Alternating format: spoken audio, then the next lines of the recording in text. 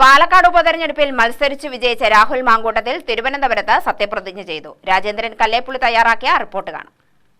രാഹുലിന്റെ സത്യപ്രതിജ്ഞ മധുരമായ പകരം വീട്ടൽ കൂടിയാണ്.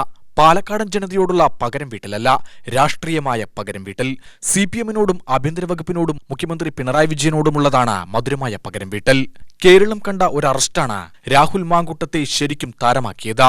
വീട്ടിൽ ഉറങ്ങിക്കിടക്കുമ്പോൾ വീട് വളഞ്ഞ പോലീസ് പുലർച്ചെ രാഹുലിനെ അറസ്റ്റ് ചെയ്തത് കേരളം ഞെട്ടലോടെയായിരുന്നു വീക്ഷിച്ചത്. രാജീവ് ഗാന്ധി കൊലക്കേസിലെ പ്രതി ശിവരസിനെ അറസ്റ്റ് ചെയ്യുന്ന രംഗത്തെ അനുസ്മരിക്കും വിധമായിരുന്നു ആ അറസ്റ്റ് നാടകം. അറസ്റ്റും റിമാൻഡും കഴിഞ്ഞുള്ള മടങ്ങിവരവും യൂത്ത് കോൺഗ്രസ് ആഘോഷമാക്കി. കേസിൽ 4ാം പ്രതിയായ രാഹുലിന്റെ അറസ്റ്റ് ഏറെ വിമർശനത്തിന് വഴിവെച്ചിരുന്നു.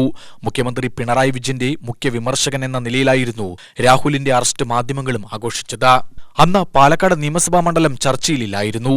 പിന്നീടാണ് ലോക്സഭാ തെരഞ്ഞെടുപ്പ് വിജയത്തെ തുടർന്ന് ഷാഫി പറമ്പിലിന്റെ രാജി. കോൺഗ്രസിൽ യുവനിര സജീവമാണെങ്കിലും യൂത്ത് കോൺഗ്രസ് സംസ്ഥാന പ്രസിഡന്റ് എന്ന നിലയിൽ രാഹുൽ മാങ്കൂട്ടത്തിലിനായിരുന്നു ഉപതെരഞ്ഞെടുപ്പ് സ്ഥാനാർത്ഥിയായി നറുക്കുവീണത്. ഒപ്പം വിവാദങ്ങളും കൊഴുത്തു. ഡോക്ടർ പി സരിൻ കോൺഗ്രസ് വിട്ട CPM-ൽ ചേർന്ന് ഇടതു സ്വതന്ത്രനായി മത്സരിച്ച് പരാജയപ്പെട്ടതും കാലിക സംഭവങ്ങളാണ്. 2ാം സ്ഥാനത്തെത്താൻ സരിന് കഴിഞ്ഞതുമില്ല. പിന്നാമ്പുറ കഥകളിലേക്ക് കടന്നാൽ തിരഞ്ഞെടുപ്പ് പ്രചാരണത്തിൽ രാഹുലിനെതിരെ നല്ല തിരക്കഥ രചിക്കുകയായിരുന്നു എതിരാളികൾ. രാഹുൽ നിയമസഭ കാണരുതെന്ന് തന്നെ കാരണം. പക്ഷേ പിണറായി വിജയൻ മുഖ്യമന്ത്രിയായിരിക്കെ 1.5 വർഷത്തെ കാലയളവാണെങ്കിൽ പോലും വിജയവും സത്യപ്രതിജ്ഞയും മധുരമായൊരു പകരം വീട്ടൽ പോലെയായി. ഉപതെരഞ്ഞെടുപ്പിന്റെ പ്രചാരണത്തിനിടെ UDF നീല ട്രോളി ബാഗിൽ ഹോട്ടലിലേക്ക് കള്ളപ്പണം എത്തിച്ചെന്ന CPM ആരോപണത്തിൽ പോലീസ് അന്വേഷണം നടത്തിയിരുന്നു. പെട്ടിയിൽ പണമില്ലെന്ന് കഴിഞ്ഞ ദിവസം പോലീസ് പരസ്യമായി പറഞ്ഞതിന്റെ അടുത്ത ദിവസമായിരുന്നു രാഹുൽ മാങ്കൂട്ടത്തിലിന്റെ MLA ആയുള്ള സത്യപ്രതിജ്ഞ.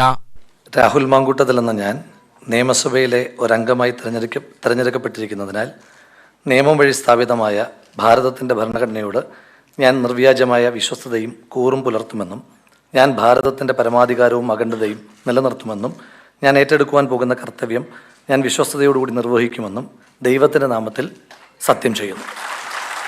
നിയമസഭാ മന്ദിരത്തിലെ R. ശങ്കരനാരായണൻ തമ്പി മെമ്പേഴ്സ് ലോഞ്ചിലാണ് സത്യപ്രതിജ്ഞാ ചടങ്ങ് സംഘടിപ്പിച്ചത്. പത്തനംതിട്ടക്കാരൻ രാഹുൽ മാങ്കൂട്ടത്തിൽ ഇനി പാലക്കാടിന്റെ സ്വന്തം MLA. തൃശൂർ ചേലക്കരയിൽ നിന്നും വിജയിച്ച UR പ്രദീപും MLA ആയി സത്യപ്രതിജ്ഞ ചെയ്തു.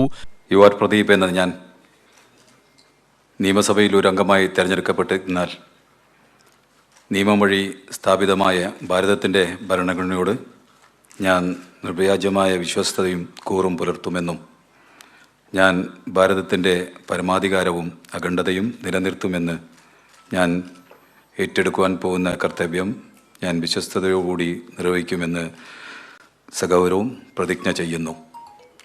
പ്രദീപിനെതിരെ മത്സരിച്ച് പരാജയപ്പെട്ടത് ആലത്തൂർ മുൻ MP രമ്യ ഹരിദാസ് ആയിരുന്നു. UTV news, Palakkad.